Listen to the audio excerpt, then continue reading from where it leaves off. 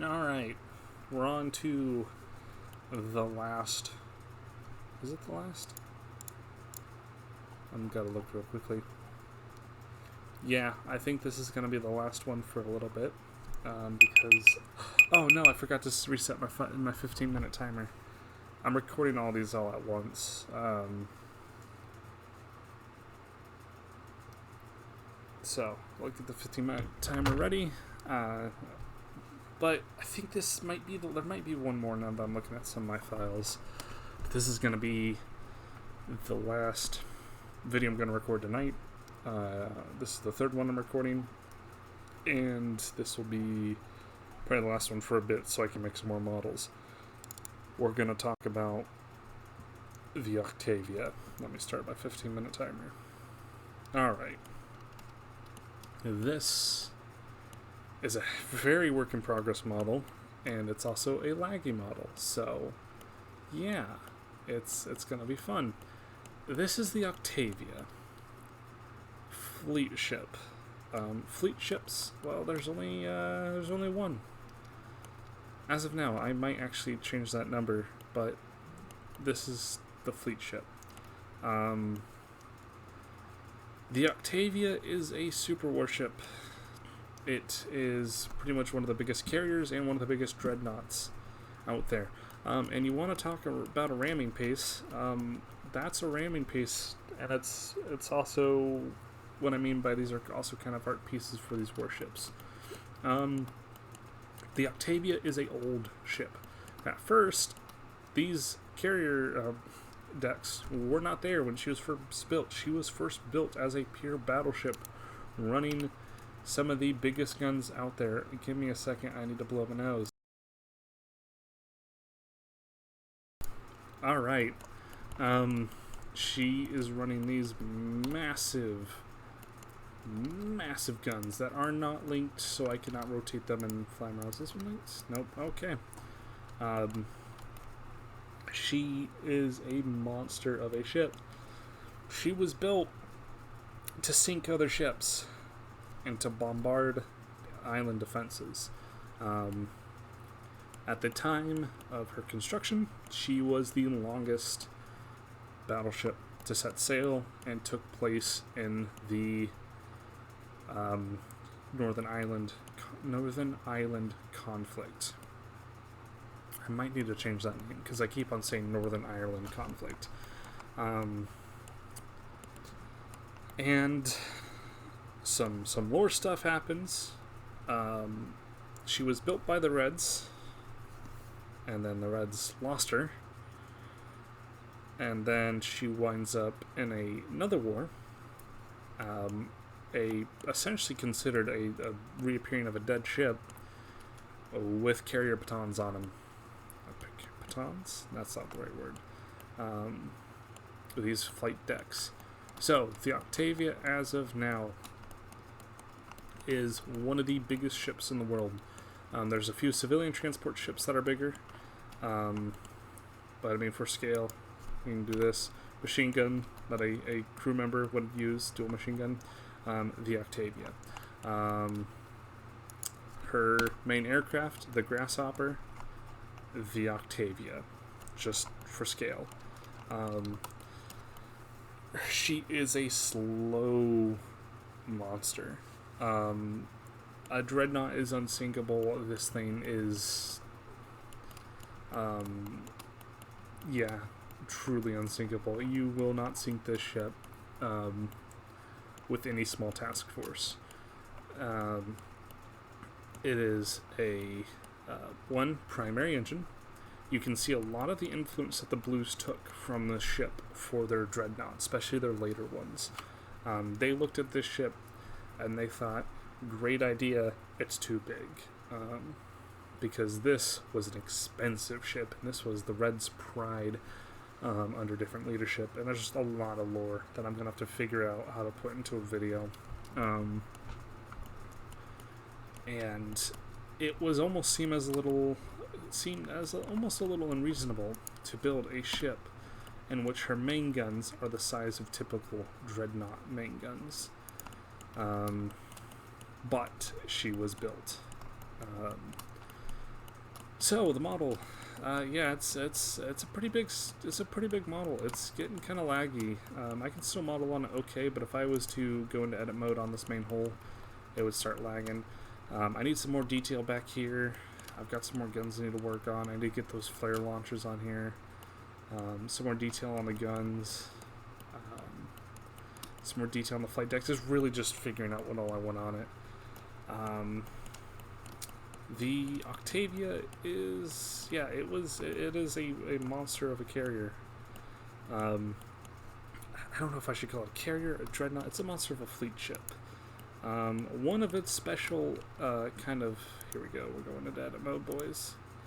One of its unique things that other ships have, but they're not used in as much of a way as this ship is, are these star launchers, which these are kind of temporary models as I kind of figure it out.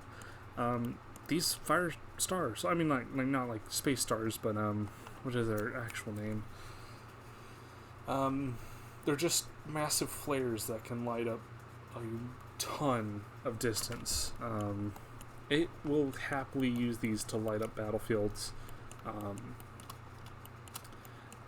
Obviously one of the big thing are the flight decks. This is an elevator carrying, I forgot how many I have on here. It's a lot of grasshoppers. This is the grasshopper. We'll get to it.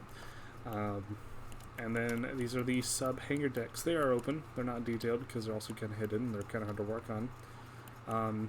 This interior hull is basically armor, and then crew quarters, balloons, damage control, but mostly balloons and armor to keep this thing afloat. It is a heavy ship. These sections are just armor and balloons. These just armor and balloon sections are essentially almost like a Kevlar cloth, a metal armored frame that is essentially the shape of the balloon. Under that, another couple layers of that Kevlar-like cloth. I mean, Kevlar is not invincible. It's just the best way I can compare it to a more modern and well-known material. And then underneath that is the hydrogen balloon. And they're still typically kind of sectioned off for safety and typically have some sort of extinguishing equipment running in there for emergencies in case they do go up into flames. So hangar, there needs to be some more sparring and such connecting these. There's a lot to do on this model still. And then balloons, whilst this is all hull and balloons. Main rear engine. This covering wasn't there, but it was added later as long as more stability flaps. The old airship had basically a massive stability wing that kind of came around the ship. It wasn't like an arrow. It kind of pointed out and then came around. You can probably draw with grease pencil.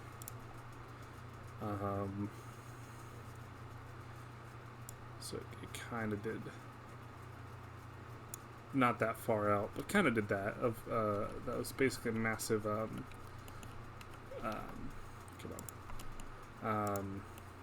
stability ring, but when it was essentially captured and remodeled, that was taken away for these flight decks that also kept its stability and actually made it better. These secondary engines, unlike most engines you'd see kind of these placements, these are not rotatable, they not adjust, they are steady, they are just to help push this thing through the air. It is a slow, heavy ship. Weaponry. I do not have sizes for these guns down. The main guns. These are only used when authorized to be used. They are rarely used in combat because for a small ship, if you use the right ammo, these could probably poke a hole through a ship, like straight through a ship. And these are seen as phenomenal quad guns. These are really only when the ship wants to make a point, to, I guess, put it lightly. And they cannot be used while the flight deck is in operation, as the shockwave would really screw up some of the planes and really hurt some of the crew. So they are emergency use only, really, or when you're ready to send a message. It has plenty of anti-aircraft weaponry. These are essentially I guess you'd say flak 40s. They're triples. They don't have a super high rate of fire, but they can put out plenty of flak rounds to make the point known, and they are scattered all across the ship. Its other anti-aircraft guns for right now are these double barrel machine guns, crew use. We're going to open up a slight can of worms.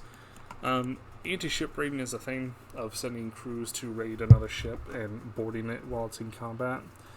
And they took when they added the flight decks and changed up these machine guns, they kind of figured out where an easy spot for a raider to land would be, which is on the flight deck. And they decided that it would be a really good idea to make it a kill zone. And so if they spot raiders and they know they're going to land on the flight deck, security crew will come out, man these machine guns. There's going to be more of them. I'm just still working on it. And as soon as they touch down, obliterate them. This is a very hard ship to touch. The main issues is it's slow, it's expensive, it's high crew, like a high crew number. It does have radar, courteous of the Blues. It is slow, and it kind of struggles to keep up with other ships. And we're going to need to add more time for this one. You could overpower this thing if you had enough capital ships that are capable of, or enough aircraft that are capable of overrunning it. It doesn't have any main guns on the bottom. I'm going to add some crow's nest machine guns that just kind of hang down, and then there's just turrets. And I might add some smaller cannons down here. But this was built at a time where airships, especially in combat, were really stuck at their altitude. They couldn't move up and down that quickly. So putting guns on the bottom wasn't really seen as a necessity. As technology advanced and airships became capable of adjusting altitude super quickly and maneuvering, and fast assault ships became a thing, this changed. They started adding them, but not a lot was added to the bottom of this. I need to add a little bit, but you could attack this thing from below, and its defense is going to be its aircraft. But if you get a couple good hits in, it's going to cripple the ship. However, it has an escort. An escort I have not made yet. We'll get to that escort when I make it. But the Octavia. Let's get to its aircraft. The Grasshopper. Which I'm going to show two different files of it.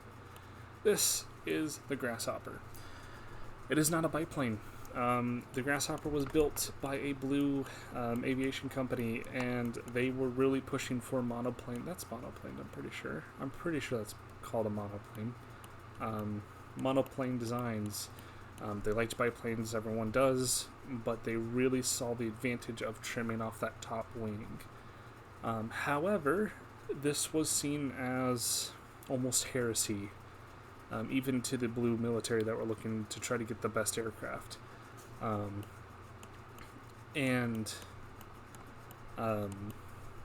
This was seen as just a,